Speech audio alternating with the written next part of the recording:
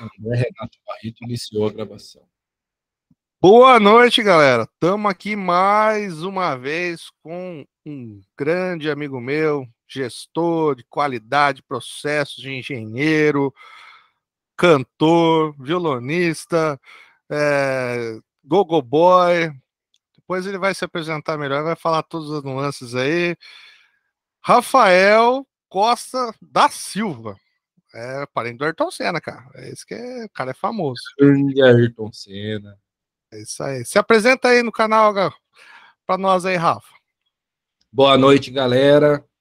Bom, meu nome é Rafael. Como o André comentou aí, já uma longa jornada aí como gestor nas indústrias, trabalhando com processo, trabalhando com gestão de pessoas aí, ferramentas da qualidade, trabalhando com instrução de trabalho, ajudando aí a indústria a desmistificar aí os mitos da qualidade dentro da empresa. E assim, qualidade, pessoal, é para ajudar, tá? Quando o cara faz as ferramentas por obrigação, ele está com peso nas costas. Então, o nosso trabalho aqui agora, hein, André, é falar que a qualidade tem que ajudar a pessoa no processo, e não ao contrário, senão está fazendo errado. É isso aí, Rafa. Qualidade é um meio para chegar ao fim, né? E o resultado depende do compromisso das pessoas, depende de todo esse pacote, né, Rafa? Não adianta nada a gente vender o Lean, Black Belt, Master, Black Belt, Masters, né? Todas essas ferramentas em inglês aí. Hoje à tarde estava até assistindo um vídeo da evolução do Lean falando dos pensadores americanos, depois japoneses e tal. E o cara até comentou da questão da metodologia que também se passou na Rússia, também, implantações também, que depois eu vou até dar uma lida também, porque eu achei bem bacana.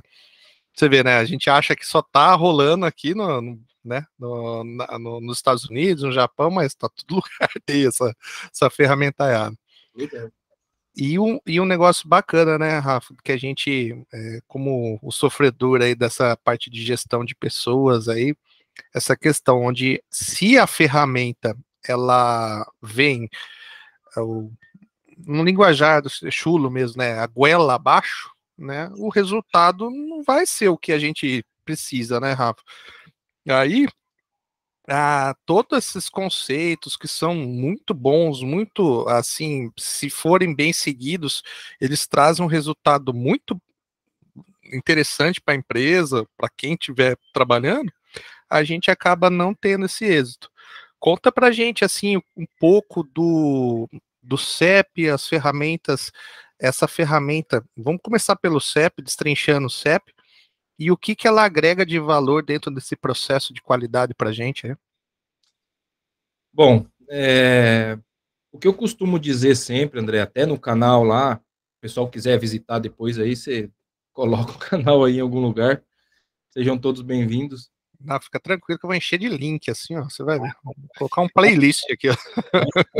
Carta de CEP.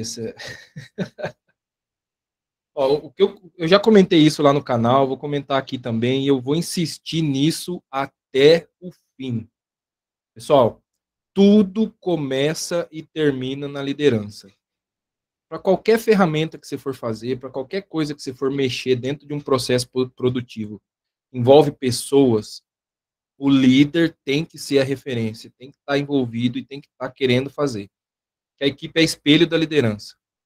Se a gente for falar de CEP, uma carta de CEP, onde o operador vai marcar lá um ponto num gráfico para poder acompanhar o processo, e o líder não passa ali de vez em quando e não olha, não acompanha, não cobra, não treina, não ensina, a carta de CEP não vai servir para nada. O cara vai trabalhar durante o dia fazendo do jeito que dá, no final do turno vai preencher do jeito que pode, para poder entregar a carta, e ele não está usando a ferramenta para ajudar ele no processo. Ele está preenchendo um papel para entregar, porque se ele não entregar, ele vai tomar uma bronca. Então, assim, pensando nesse fundamento de que o líder é o protagonista do sucesso dele mesmo e do processo, líderes, acompanhem os seus liderados, os seus processos, de perto, seja para o CEP, seja para qualquer ferramenta que você for fazer, uma auditoria de 5S, enfim, o líder ele tem que estar envolvido e tem que participar, e tem que treinar todo mundo. Ah, coloca aqui a carta, toma, preenche aí, e no final do turno eu passo para olhar. Não, tem que ter o treinamento.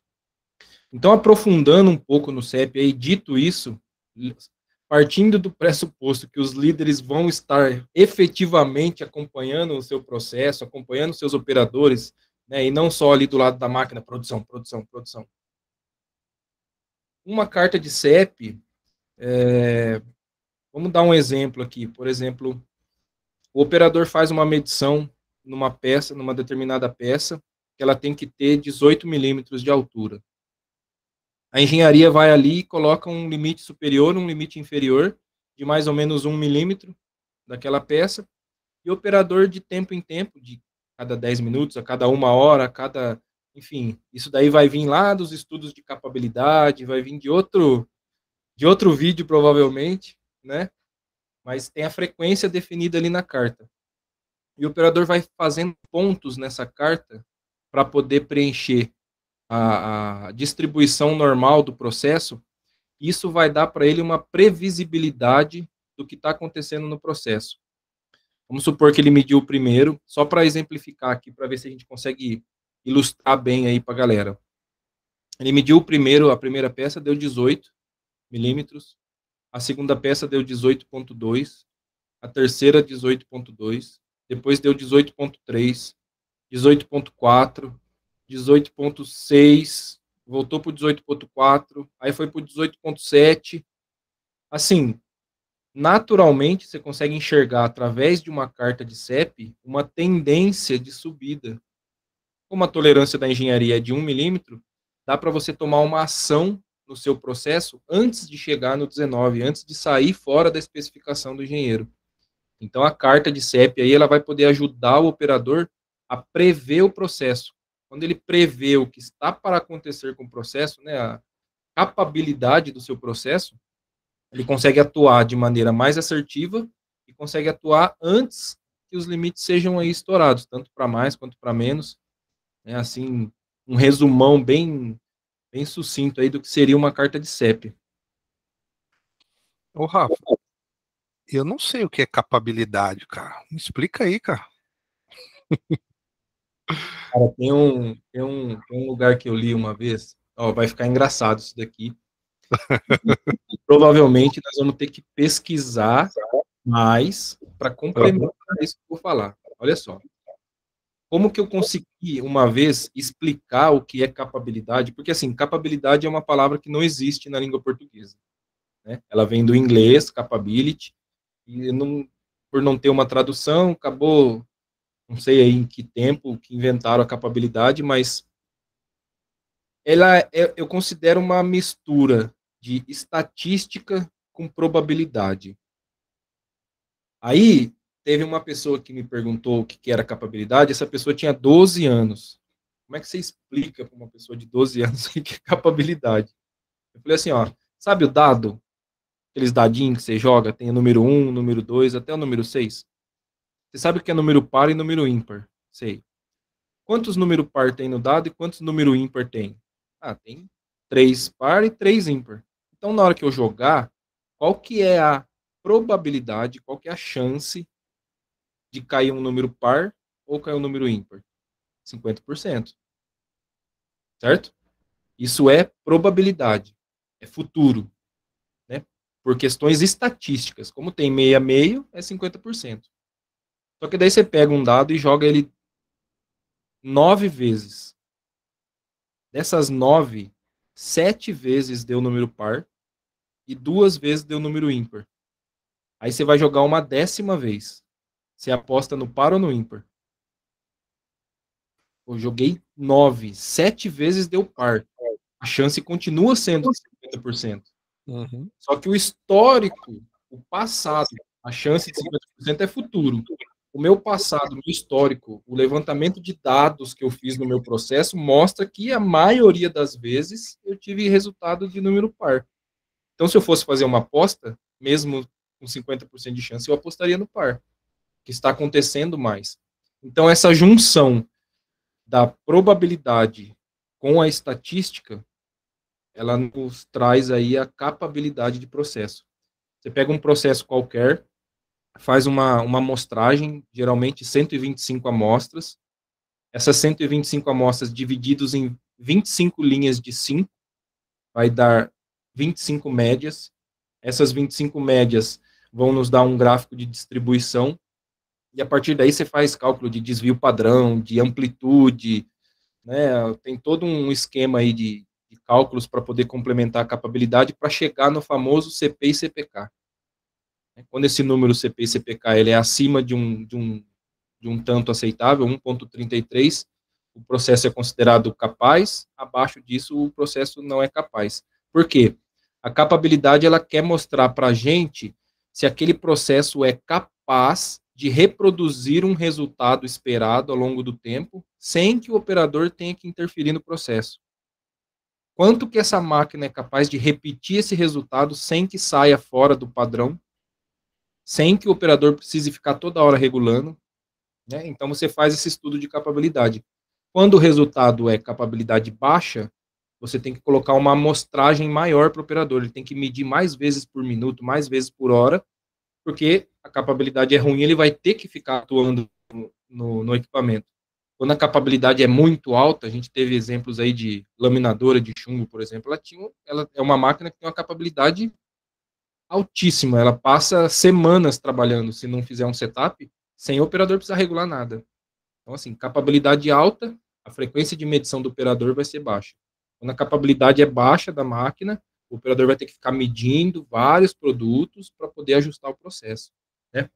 E quando é um item mandatório, né, uma característica especial, ou então uma característica aí que demanda de legislação, por exemplo, aí você acaba medindo todos ou 90% do lote, porque precisa garantir aquele processo, né? Agora você vai perguntar o que é CP e CPK, só para sacanear. Não. O CP e o CPK, eu vou fazer um link pro seu vídeo, pro seu canal, senão os caras. Você tem que deixar uma pulguinha, né, pô, atrás da orelha pro pessoal também, né, pô. E assim, se a gente não der os insights para o pessoal buscar o seu canal, não vai rolar o samba da parceria aí. Ô, Rafa, um negócio que você falou, né, do CPK, estabilidade de processo, né? A gente. Você não tá ouvindo? Tá me ouvindo aí? Tá me ouvindo agora? Agora eu tô. Parou a mesa de novo, né? Vai ter que ser sem a mesa mesmo.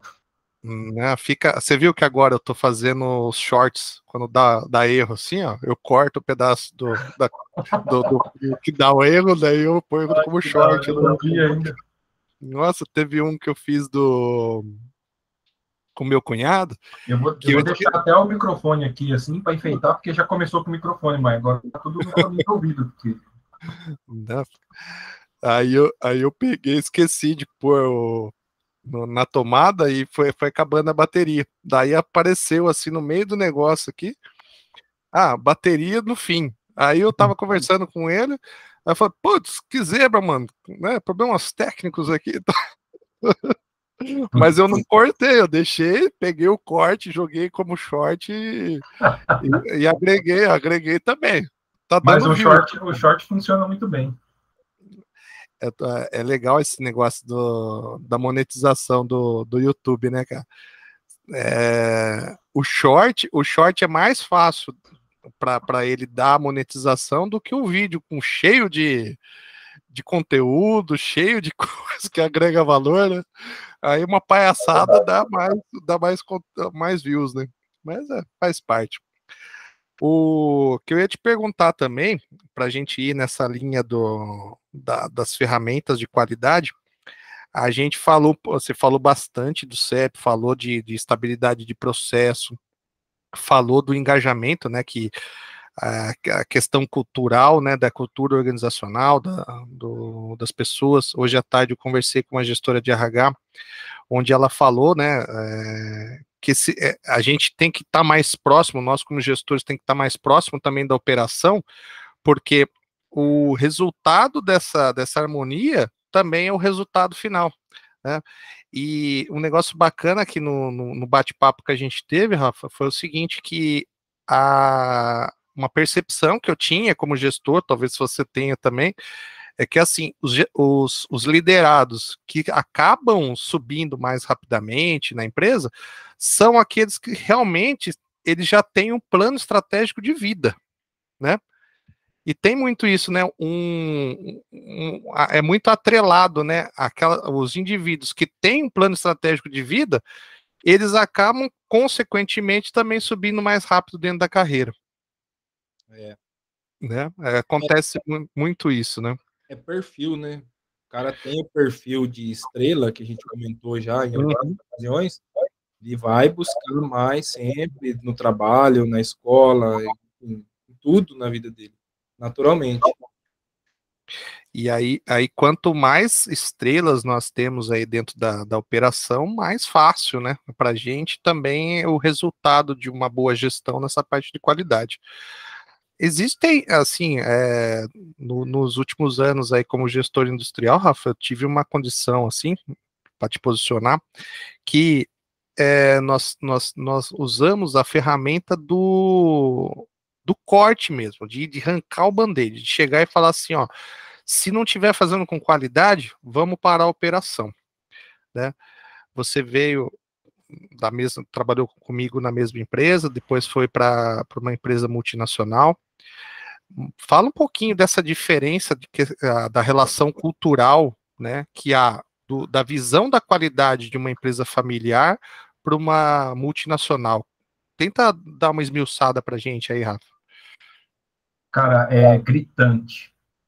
É gritante a diferença de uma empresa familiar para uma multinacional. Assim, tem pessoas que passam uma carreira, 30 anos numa empresa familiar e tá tudo certo, né? Se eu tivesse a chance também de fazer uma carreira numa empresa só, todo mundo gostaria, na verdade, de ter uma longa carreira numa empresa assim, consolidar.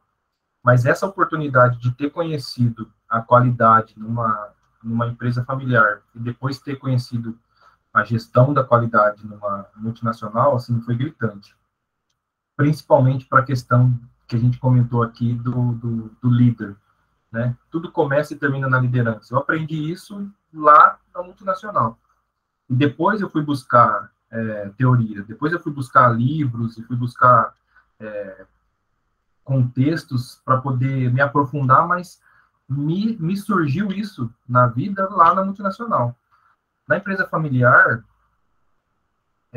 a gente pode comparar assim, vou colocar dessa maneira, mas assim, depois a gente melhora isso, se for possível, mas é um crescimento desordenado, vamos colocar dessa forma. Quando você fala de uma multinacional, não é bem assim. Então, assim, aquela história de você passar 80% do tempo amolando o machado para com 20% do tempo conseguir cortar a árvore, ela se faz verdade ali na multinacional, porque o planejamento, o uso da ferramenta, a teoria, ela é muito forte. Você tem uma carta de metas, você tem um cronograma ali para seguir com seus compromissos. Você não pode atrasar um minuto para uma reunião. A porta vai estar fechada, você não entra na reunião. Então, assim, culturalmente falando, você, gostando ou não, você é obrigado a fazer gestão. Então, essa questão de aproximar a equipe, de cuidar das pessoas, do gestor fazer esse link com o RH, fazer o link entre a produção e a manutenção, ele tem que ser realmente ali, tem que estar envolvido com todos os processos para conseguir gerir o processo dele, o pequeno universo dele. Vamos supor que eu era supervisor de produção de 5 setores. Só que eram 5 setores produtivos. Aí eu tinha RH, tinha manutenção, tinha segurança do trabalho, tinha o corporativo, tinha o SESMIT. Então, para eu gerir os meus 5, eu tinha que manter o link ativo com todos os outros setores. Quando alguém pergunta alguma coisa para você na multinacional, você tem que ter a resposta. Não existe Ah, eu vou ver.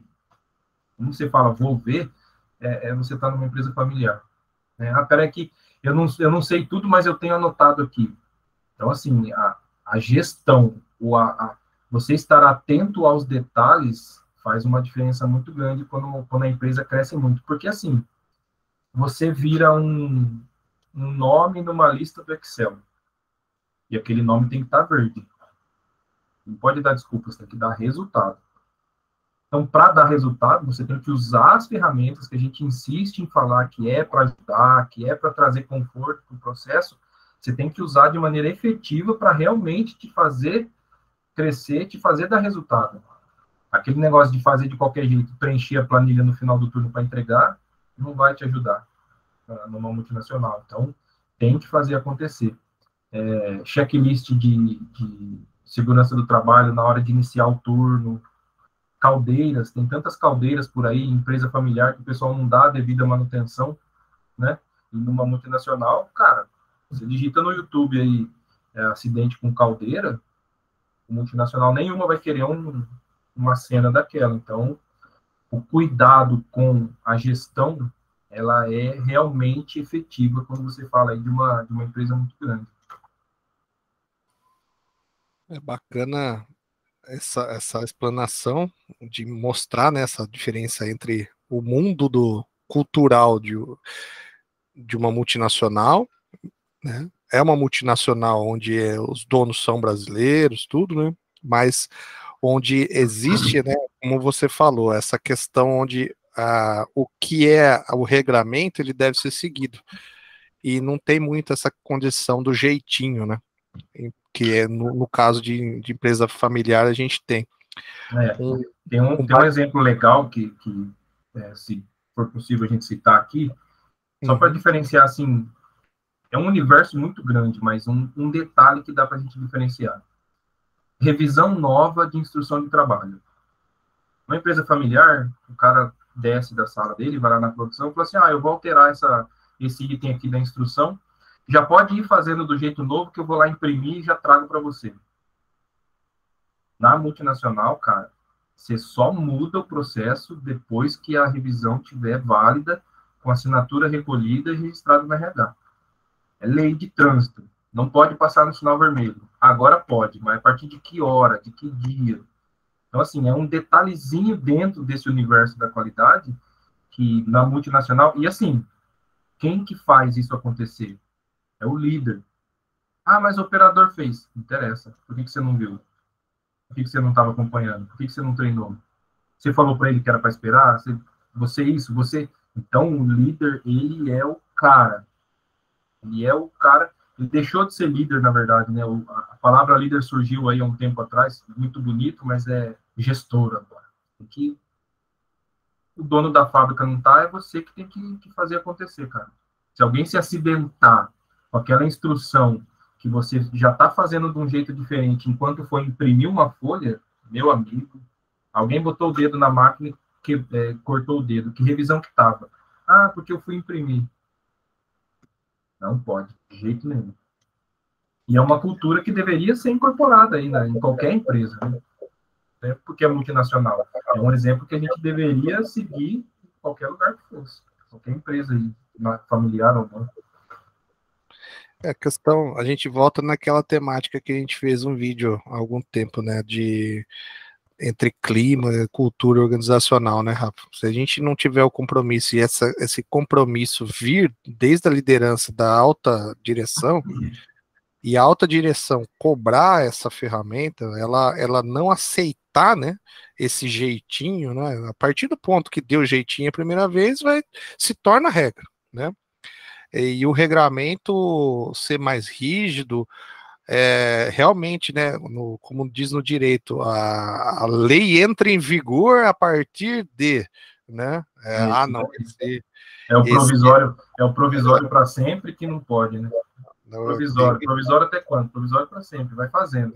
Realmente o efeito ex nunc, que é o daqui para diante, é o que vale, é o que daqui para diante, o que daqui para trás não vale. Então, cara, é um negócio interessante que, assim, quando eu estava na empresa familiar, eu não sabia como fazer direito. Eu achava que sabia. fazer a revisão da instrução de trabalho. Por quê? Da hora que você imprime a folha, até a hora que você coloca essa folha que você imprimiu disponível na fábrica, com a assinatura de todo mundo coletada para registrar no RH, tem um delay. Então, esse delay, você tem que trabalhar para ele ser o mais curto possível. Tem que espremer ele para ele caber em um dia. Imagina se você tiver aí 130 colaboradores para treinar de uma instrução de trabalho nova. Então, qual que é o cuidado? Eu coloquei uma revisão para o dia 3/3. Se eu não conseguir distribuir, treinar todo mundo, coletar assinatura e registrar até o dia 3/3, à meia-noite, a hora que chegar no dia 4, eu já vou ter que imprimir de novo. E se eu imprimir com o dia 5 e for lá fazer o treinamento com o pessoal, e registrar, e pôr no RH, e por uma bobeira eu colocar dia 4 na folha de treinamento, eu fiz um dia antes, que foi muito rápido. Então, é só o nível de cuidado de uma gestão de instrução de trabalho numa multinacional. A data de revisão tem que estar com a mesma data do treinamento. Ah, mas eu vou colocar a data do treinamento retroativa. Bicho, investigação de acidente de trabalho numa indústria grande, não faça. Se tem um conselho que eu posso dar para vocês, galera, não faça. Se esforce para fazer certo. Coloque a data que você sabe que você vai conseguir entregar o resultado e registrar tudo isso daí. É isso aí. Bom, Rafa, para a gente encaminhar aí para o encerramento do vídeo de hoje, tá, pessoal? Ó, não vamos deixar o negócio, né? Vamos dar. Dá like. Cadê o like? Já deram like? A seguir cena do próximo capítulo. 3 segundos para vocês darem o like e se inscreverem. É isso aí. Estamos chegando aí a quase 400 inscritos já nesse canal aqui. E vamos fazer o do Rafa crescer também, né? A ideia é juntar. O Rafa precisou dar uma tirada de pé com a outra atividade aí, né, Rafa? Então deu uma... É que assim, os vídeos estavam crescendo muito rápido, eles me trouxeram uma consultoria, e eu tive que desprender tempo para fazer essa consultoria na empresa, acabei não gravando. Eu estava fazendo 3 vídeos por semana, agora eu estou com 1, mas nós não vamos parar, não. Quem tiver curiosidade aí, ó, Descomplica Engenharia. Acessa lá, tem bastante coisa aí de ferramenta da qualidade para vocês se divertirem bastante. É isso aí. Então, para encerrar o vídeo de hoje, já dar alguns insights das nossas próximas conversas, né, Rafa? Nós vamos falar um pouco de modelo de gestão da parte de diagramação, de descoberta do defeito, o plano de causa e efeito, o desenvolvimento de melhorias, né? Vamos falar bastante disso aí, né? Fazer um bate-papo legal sobre melhoria dentro do processo, desenvolver o método de Mike, tá, pessoal? Vocês se viram para procurar aí. Então, o Rafa vai fazer um vídeo para vocês de Mike. Vai mostrar para vocês lá. De Mike Tyson vai fazer. De Mike Tyson. Vocês procuram direito esse negócio aí. Procura direitinho, hein, pessoal. E assim, agradecer o tempo seu aí, Rafa, né? A gente sabe com a família grande, tudo aí, sempre é bem agregador e nos ajudar também nesse lado de cá, né? Do canal. Aí, mais para frente a gente volta a fazer em parceria aí com o seu também, falando de gestão de pessoas, tal, né? Fazer o ser humaninho seguir, né? Os regramentos aí, né? Que é bem difícil para a gente. Ser humaninho. E agradecer a você aí. E precisa fazer um vídeo, Rafa, para como editar os vídeos. Bora fazer, ué. A gente põe para gravar a tela do computador, a gente vai editando, conversando, mas não vai nem aparecer, só vai aparecer a tela do computador. Tem um software gratuito aqui bem legal, faço pra você. Beleza, então, cara. Obrigado aí pela participação no meu canal aí, e bola para frente que nós estamos só crescendo. Beleza, eu que agradeço aí o convite, sempre muito bom estar falando de qualidade aí para essa nova geração de gestores que está chegando, né, a esperança da indústria. Espero que o pessoal consiga fazer uma geração melhor do que a passada, né? A gente fala de gestão da qualidade aí, a gente costuma falar de melhoria contínua, de SDCA, de não sei o quê. Então, essa nova geração tem que ser melhor do que a nossa, né? Por mais que exista aí o mito do quem não sabe fazer ensina, não é verdade? A gente espera que ensinando, ou pelo menos demonstrando alguma coisinha do que a gente já passou, consiga estimular o pessoal a sempre buscar melhoria aí também na carreira. É isso aí, pessoal. Boa noite.